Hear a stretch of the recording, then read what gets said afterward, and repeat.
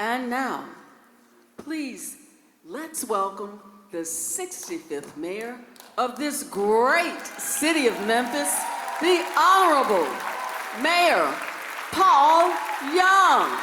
All right. How we feeling, Memphis? All right, I am so honored to be here today with each and every one of you. I just want to say thank you to everyone for coming out. This is an important day for our city, a day for us to talk about some of our successes, some of our challenges, and most importantly, where we're going. Before I get started, can y'all give it up for my beautiful wife, Dr. Jamila Smith Young? Yeah, y'all give it up for her real quick.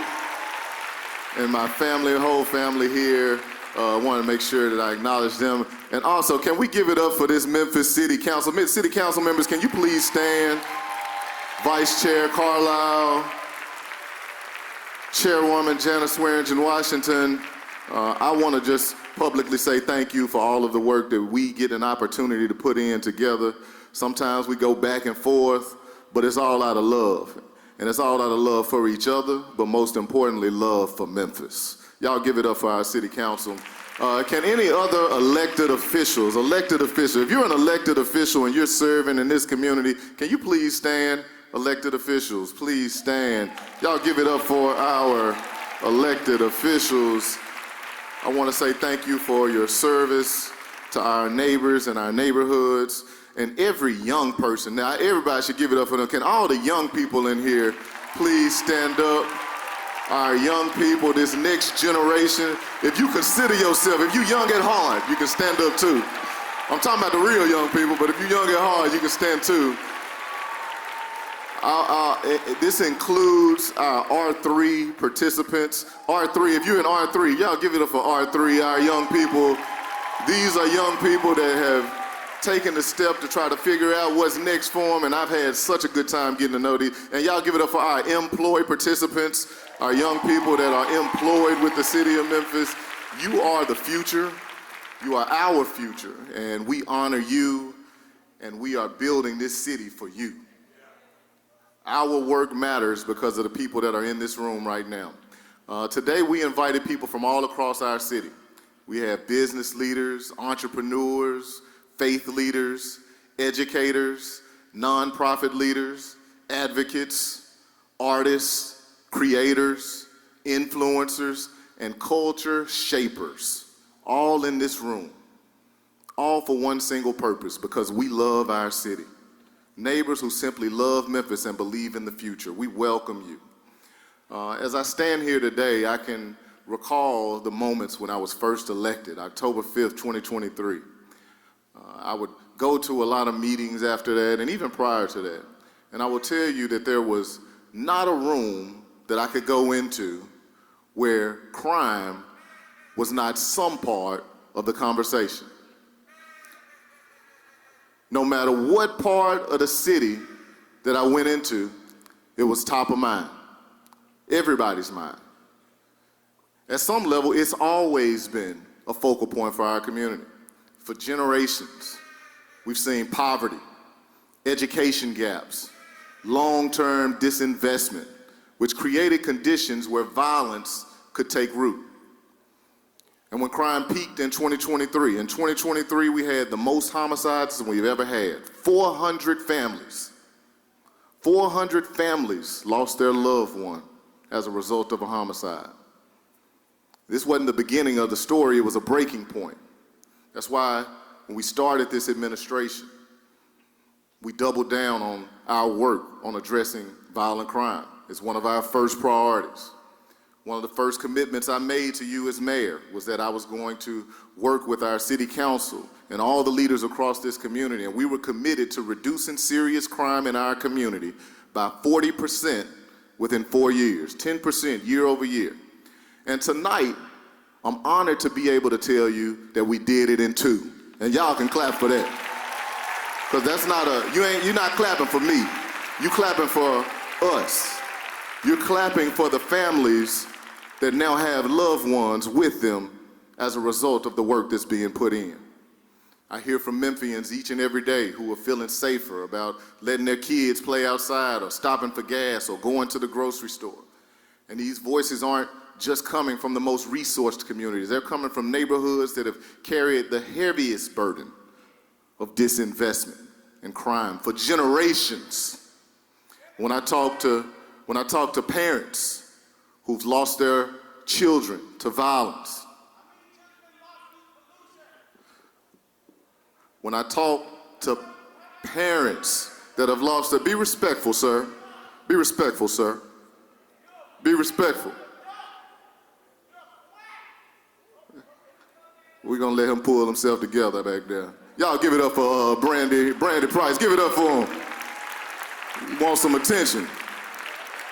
Now he about to fall out. Come on, man. Get on out of here, bro. Get on out of here, man. He about to fall out putting on a show. But I'm gonna go back to where I was, because this is an important point. Hold on, I'm gonna give him a minute. Y'all give it up for him one more time, y'all. I understand protest, y'all. I understand. Oh, come on, man. Wow. This is ridiculous. I do understand protest. And I know that I'll just use this as a pause point, because I know there's a lot of people here that have different opinions on a whole lot of different things. One thing that I think is important in our country right now is that we understand that we can disagree on one thing and agree on another. We can disagree on one thing and agree on another.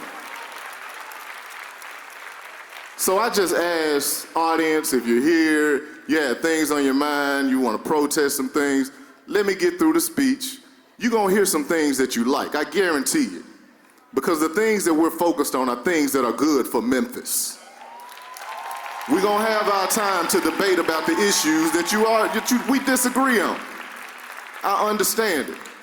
But let's be respectful of the Lord's house.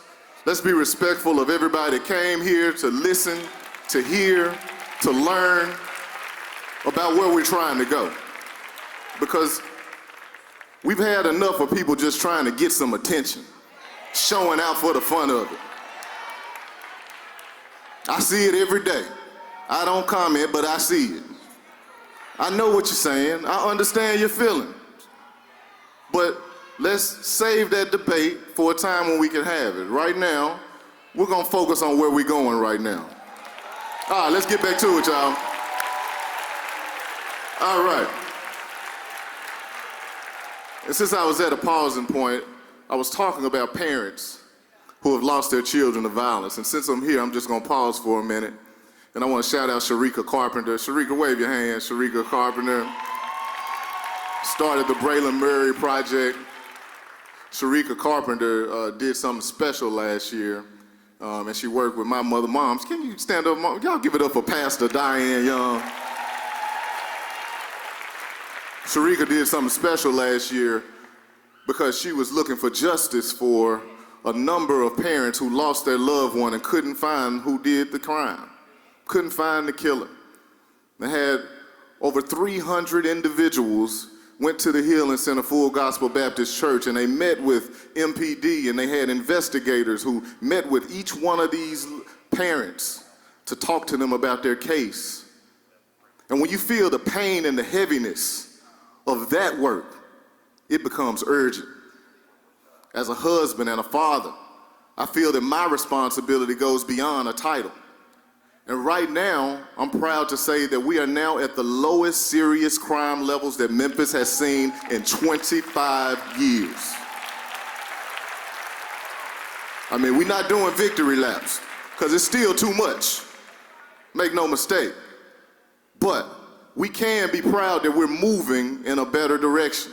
And now it's time for us to go deeper by supporting our law enforcement efforts and our individuals that work in law enforcement and the organizations that are on the ground. Keep listening, remember, keep listening. And the organizations that are on the ground changing the lives of the people and preventing crime before it happens. That's what we want. The reduction in crime did not happen by accident. It did not happen because of any one person or any one initiative. It happened because of strategy. It happened because of discipline. It happened because our people from our community showed up every single day to do hard work under intense pressure in every community across our city. So tonight, I want to recognize some of the leadership that made the progress happen. Chief Davis, can you please stand up? Can y'all give it up for Chief Davis? Please stand. Chief Davis, the Memphis Police Department, under your leadership, the Memphis Police Department delivered historic reductions in violent crime. You stepped into one of the most challenging moments in this city has faced, and you met it head on. To the men and women of the police department, thank you for your work. 40% reductions in every zip code in our city. And again, I want to be very, very clear that this work did not stop with policing alone. It took a whole city to show up. So I want to ask our Joint Office of Neighborhood Safety and Engagement and our partners that have worked with us on addressing the root cause of violence. Can I acknowledge you all? Can y'all please stand? Thank you. If you're one of our Safer Community grantees, please stand. Our fire department, please stand. Our emergency dispatchers, 911, please stand. Our first responders answering calls for individuals in a moment of crisis, our code enforcement officers, our public work crews, our 311 operators, the Community Enhancement Division, who's working to restore order and dignity and quality of life block by block. And every city employee that serves this city, please stand up. If you work for the city of Memphis, please stand up. If you're part of any of our teams, please stand. I want to acknowledge you on this day because the average person doesn't see the work that you're putting in every single day. But I see it. And you're showing up to serve this city, often without recognition, often under criticism, clearing the streets in the middle of the night, filling potholes in the bitter cold, answering constituent questions at all hours every day. Memphis works because you work. Now, I'll give it up one more time. All right. Now here's why this moment matters. We're making progress on public safety, and now that progress gives us room to focus on what's next. It brings us to the challenge in front of us right now. All right. You got it out, bro. You got it. All right, now listen to the rest, all right? I hear you, sir. All right, I hear you. So, as I said, all right. All right, I'm with you, bro. Let's talk later, okay? All right. You know, what I want to do is make sure that can y'all just clap it up one more time? I just want everybody to understand. If you get through, you hear all the messages, shout it out at the end. But right now, I'm going to get through this speech. All right, so as I said, the first time I stood before you at my 100-day speech, there isn't much in our city that can't be solved without more people and more money. Now it's time to bring both of them to Memphis. It's been 2 years since I took office. And I must say that it has been the journey of a lifetime. Despite all the criticism, despite all the things that happen, I'm in this job because I love my city. I love this city hard, and I give it my all. And I understand that people don't understand every decision that you make, but I'm in this because I love the city. I never wanted to be a politician. I just want to serve our city. I want to make sure that we're elevating Memphis to heights that we've never seen. And the reality is, we're doing it. And people often ask me, is this job what you expected it to be? And it's always a difficult question for me to answer because I did expect it to be hard. I expected it to be intense. What I think has been unexpected has been the number of unexpected challenges that we would encounter in such a short time, in 2 years. From budget gaps, when we walk in the door, budget gaps that are historic, holes that we have to fill, deficits with the MATA budget, where they only had 1 month of operating capital to get through. 1 month is what we were faced in 2024. MATA's still operating, y'all. MATA is still operating. I'm gonna come back to that though. Business closing, weather events, federal intervention, XAI, all of the things that people are shouting and up in arms about. These are things that I was not planning for when I stepped into this role. But as mayor, you gotta navigate through it. It keeps us on our toes every day. And in the backdrop of all of these more prominent newsworthy issues, our city has been reaching a tipping point. Our population in our city went from 650,000 people in the year 2000 to roughly 615,000 people today. I want y'all to hear me on this. That means that we have less taxpayers to support the needs of our residents. And as you know from your own household budgets, things are more expensive each day. So it's important that we have to build up our city and reverse the population trends that we've seen. One of the issues that makes this population loss more challenging is the geographic size of our city. Memphis is 300 square miles with 615,000 people. Just for comparison's sake, the city of Boston is 91 square miles with 670,000 people. I want y'all to hear that. It's 1/3 of the size of Memphis with the same number of people. This explains why it's challenging to have efficient transportation to cover all the basic services that we need, because we have such a large geography and not enough people to fill up the space. Where we are is not sustainable. We need more density. We need more people to make the system work.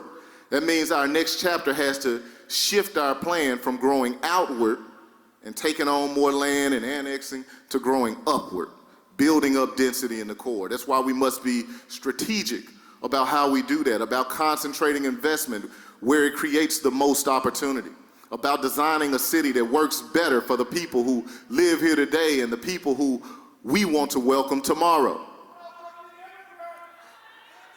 We love our immigrant community. Thank you for pointing it out. We love y'all give it up for our immigrant community in the city of Memphis. Yes, we love our immigrant community, particularly the Hispanic population, given that it has been the fastest growing population in our city for the past 10 years, making up 9% of our population. Cities rise when people feel safe, when neighborhoods are cared for, and when the opportunity feels real. And when you focus on the fundamentals, progress follows. And we've been working on those fundamentals. Here's some of those things we've been doing. I mentioned MATA. We are deeply committed to the stabilization of MATA. So if you care about transportation, can you give it up for that? I see Rod Holmes here and the team from MATA, protecting essential transit service for Memphians who rely on it every day to get to school and work and to opportunities. Another thing that's important, for the first time since 2019, Memphis Animal Services has returned to full open intake, reflecting a system that's built on compassion and responsibility. First time in 7 years. We had a record year in employment for our young people. More than 1,800 students gained meaningful experiences through our Employ program. And this summer, we're committed to funding 3,000 work experiences for young people in our city. We're strengthening blight enforcement, holding bad actors accountable and remediating long-standing disinvestment. An example of this came through the work of our city's legal team when the demolition of Somerset Apartments marked a turning point in Oak Haven community, my home community, replacing years of blight with the possibility of renewal and clearing the way for growth. And these wins don't always dominate the headlines, but they are the ones that change lives. They build trust, and they prove that when we stay focused, our city can deliver, and progress follows. And so with that said, our next big push for progress is going to come with how we think about housing. Because housing is more than just a roof over someone's head. Housing is the foundation to any growing city. It's the most critical building block of a city's functioning and growth. Housing is what allows businesses to thrive by putting customers and workers nearby. It connects industries to a reliable workforce. And it gives downtowns and retail centers the population density that they need to sustain long-term growth and vitality. If we're going to jumpstart Memphis growth, we have to build differently, and we have to invest more deliberately. That means changing the outdated rules that make it hard to build housing in our city. That means, yeah, y'all can clap for that, especially y'all that have built housing before or trying to access housing. We're bringing a new streamlined development code to City Council for adoption in the coming months, removing red tape, speeding up approvals, and making it easier to build the homes for Memphians to thrive. It means expanding access to land so that it can happen where it's most needed. It means aligning our dollars so that land, infrastructure, financing, and approvals move together and not in silos. Over the next year, we plan to formalize a new cooperative structure that's going to align our city, our economic and community development partners, our private and philanthropic capital around a single housing strategy and goal. This structure is going to be built on shared responsibility for deploying capital, for managing resources, for coordinating a unified deal pipeline, and for making smarter, data-informed investment decisions that match the scale of the challenge that's in front of us. All of this work is driven by one clear outcome: to put Memphis back on a path towards population growth. So my commitment right here today is that by 2030, Memphis will deliver 10,000 new, affordable, and market-rate homes in the core of the city. And y'all can clap for that. 10,000 new or renovated.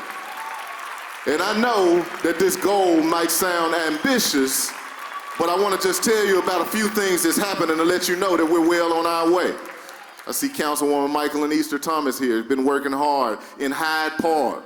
Long vacant land is being assembled for future homes, a sign that North Memphis is being seen, valued, and prepared for what's next, with a focus on long-term stability. In Boxtown, Westwood, and Whitehaven, a new home repair program reflects the power of community advocacy, with voices like Barbara Britton from Boxtown and Pastor Melvin Watkins working to ensure that reinvestment strengthens the people who live in the neighborhood and already call it home. We're not just building for the people to come, we want to build for the people who are here right now. I want to acknowledge the works. I saw Rashawn in here. This spring, right now, this spring, we're looking at 126 rental and home ownership new to the market that are going to be placed in service by the Work CDC, Comcap partners in South Memphis, North Memphis, and in Frazier. In South Memphis, I don't know if Miss Casey Cooper is here, but she's been building luxury homes in areas that have been previously overlooked.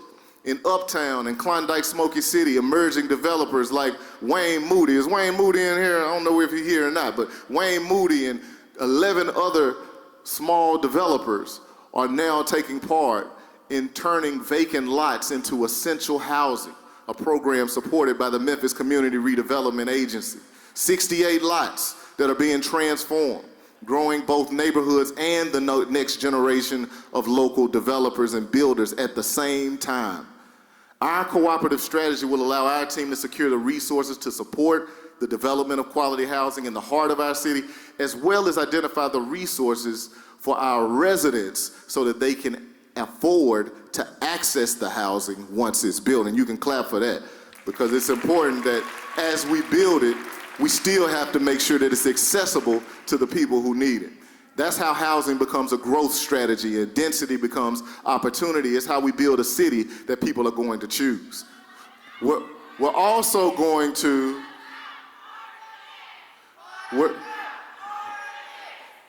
can't understand what you're saying. But keep listening, I'm getting to it, I'm getting to it.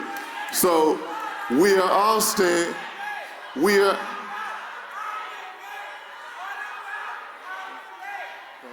yeah. All right, y'all clap it up, y'all, one more time. Clap it up, clap it up. I hear you, I feel the passion. I feel the passion. But the next point that I want to raise is our investment in people, especially our young people, because the future of Memphis depends on how we prepare and propel the next generation forward. And I think you can clap for that.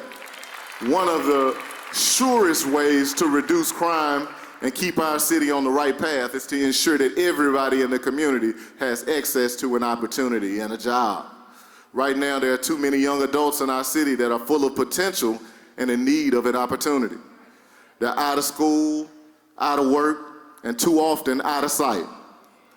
We don't have a talent problem in our city, we have a pathway problem. People don't know how to get to the next step, and we're working to solve it.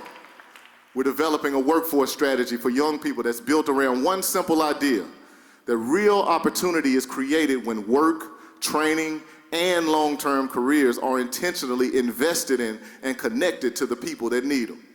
That's why we're aligning the city's efforts with a proven employer-driven model that meets young people where they are and connects them to where the jobs are actually going to exist. Far too often, we promise our young people that we're making them job ready, and they come and participate in a lot of programs, and when they finish, there is no job, and they have to wait for the jobs to come, and that's where we lose them, but not anymore.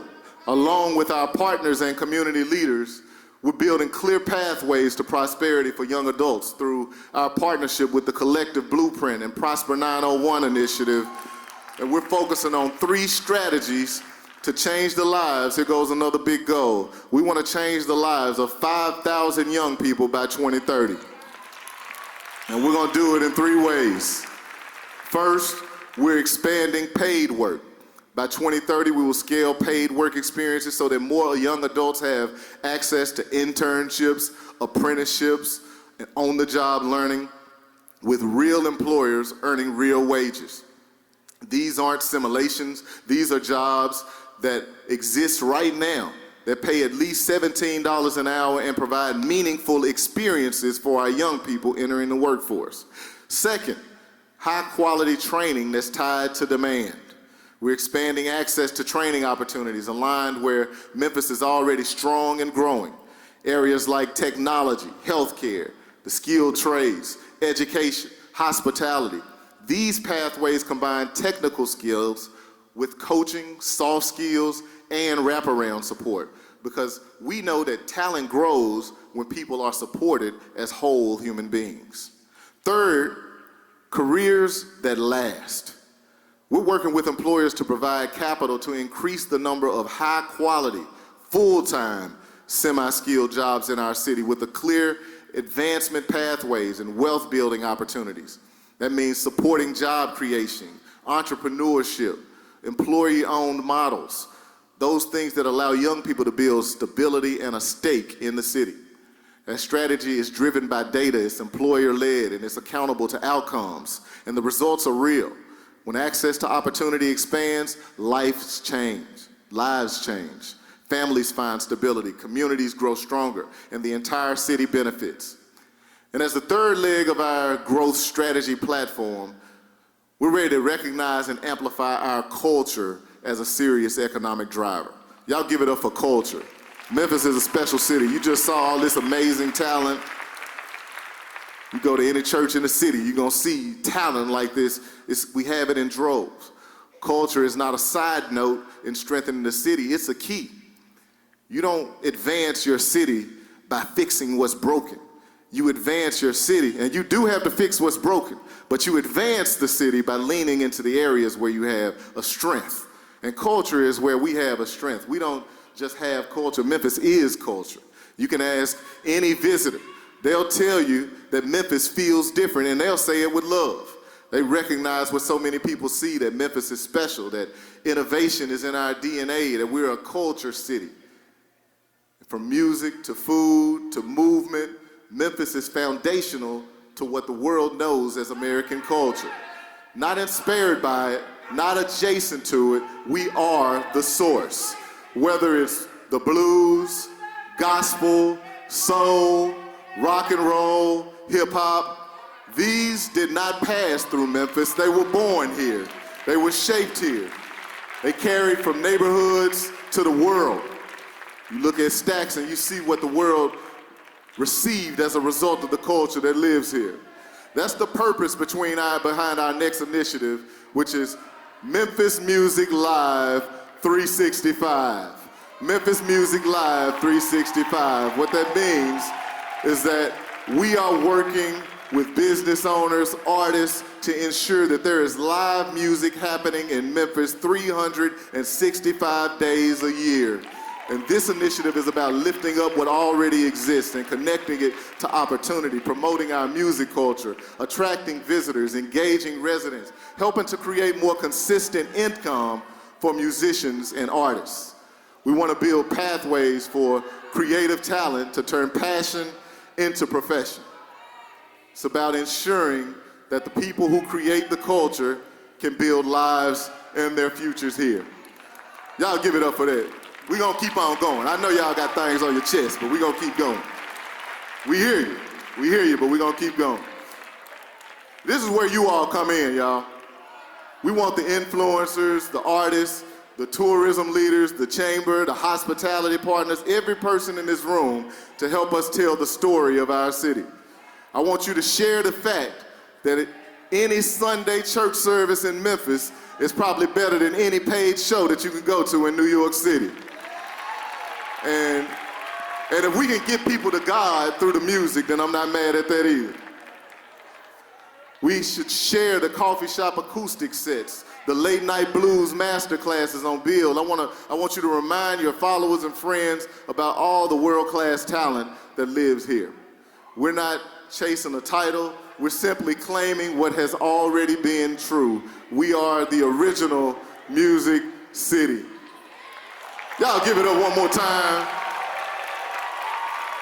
Y'all give it up for First Baptist Broad, Pastor Keith Norman. I did not acknowledge Pastor Keith Norman and all of the amazing faith leaders that came on this stage. I want to say thank you to each and every one of them for all of the work that they're doing for our city. We got a lot going on in our city, y'all, but it's important for us to be strategic and thoughtful about how we're going to change the game. Yelling doesn't change the game. Strategy does. Action does. It's not enough to just yell about it. We got to do something. There are people in our neighborhoods that are looking for real results. They're counting on every one of us. And I promise we're going to have a lot of critical conversations. We have a lot of debates. But the way that we solve it is with strategy, by doubling down on the things that are truly going to change the game. I'm going to finish up on culture and then I'll wrap up. Because of the living, breathing culture that rises from our city each and every day, we have a special opportunity. When we invest in culture, we invest in identity. We invest in that identity that strengthens pride, and when pride and opportunity grow together, our city rises.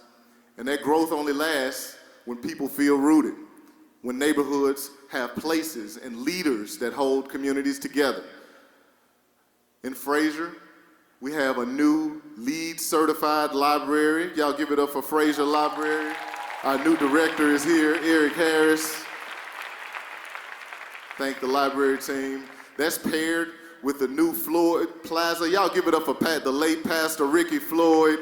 There is now a new shopping center honoring his legacy in the Fraser community. It stands as a powerful symbol of pride and access. Anchors like this prove that investing in community still matters, creating places where families gather and businesses thrive and legacies endure. Just down the street in Binghamton, in 2025, we opened the state-of-the-art Lester Community Center, transformed concrete and steel into a true heartbeat for this neighborhood. A nearly 30,000 square foot hub for wellness, recreation, learning, and deep connections that remind us that shared spaces build unbreakable bonds. Right here on Broad Avenue, I just shouted them out, but I'm gonna shout them out again. Y'all give it up for Pastor Keith Norman and First Baptist Broad, who are elevating their own Own Your Block strategy. They've taken it to new heights by acquiring and activating properties across this neighborhood, from a football field where they're hosting youth sports and outdoor worship to a community event center. They're claiming space, empowering residents, and showing what faith-driven ownership can do. In Westwood, we have the Southwest Twin site that's currently being cleared right now, thanks to the investment from City Council and the advocates in that community. It's now making way for more civic-centered development. Along Summer Avenue, not far from here, there's ongoing work to enhance safety and modernizing infrastructure and prioritizing complete streets. This reflects a thoughtful, transparent commitment to progress, one that's centered on the people who live, work, and dream here every single day. These efforts are weaving a stronger central corridor, one that's safer, more vibrant, and one that's primed for the next wave of investment and activation by small businesses, nonprofits, and corporate partners alike. When we root our growth in real neighborhoods and real people, Memphis doesn't just thrive, we rise. We're reducing violent crime and making our neighborhoods safer. We're restoring dignity by taking on blight block by block. We're investing in housing. We're opening doors to opportunity for young people. We're claiming our culture not just as a decoration, but as an engine of growth. These are not just isolated strategies, they're all connected. They reflect a city that understands that density is not just buildings alone, it's connections for people. It's about bringing people closer together to opportunity, to services, and to one another. It's changing the trajectory of how we change the narrative and start telling the real story of Memphis, with clear goals and a vision that's both aspirational and grounded in the science of hope.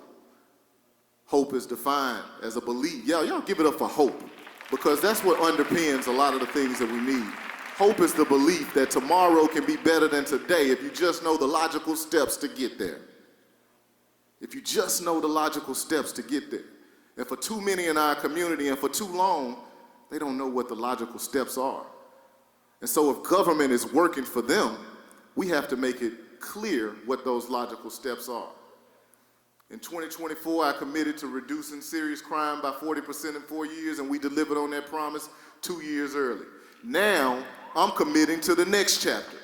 I'm committed to Memphis rising through celebrating our culture as an economic driver by building 10,000 affordable housing and market rate homes in the core of our city by 2030, by creating 3,000 paid summer jobs starting this year and every year moving forward through Employ, giving early work experiences to give young people income, exposure, and a first connection to the world of work, and to putting 5,000 young adults on a pathway to prosperity by 2030 through access to paid work experiences, high-quality training, and real careers that lead to stability. These commitments are about more than just numbers. They're about building a city that people choose, a city that people choose to stay in, to return to invest in, to believe in. The theme for tonight has been that Memphis is rising. And I firmly believe that that's a statistical fact. Our city is safer than it was just 2 years ago. Our economy is stronger than it was just 2 years ago. There are more opportunities available now than it was 2 years ago. But I don't want anyone to mistake our progress for contentment. We know that there's a lot more work to be done. And I want to acknowledge and validate the feelings of those who don't feel the progress. Those that still see blighted homes and vacancy on their commercial corridors in their community. The ones that are earning wages that aren't keeping pace with the cost of food and housing. The people that don't feel safer in their community because they were just victimized or they know someone who was just victimized. We're not ignoring the challenges. We're working to meet them with strategy, with discipline, and hope-backed action. We're now changing the trajectory, and now together we're changing the narrative. We invite, we invest, we believe, Hope wins, Memphis rises. Thank you all so much. I appreciate each and every one of you all here. And I'm gonna take that applause for this city of Memphis because we have a great, amazing city that's going in the right direction, and we're gonna keep pressing towards tomorrow. Thank y'all so much.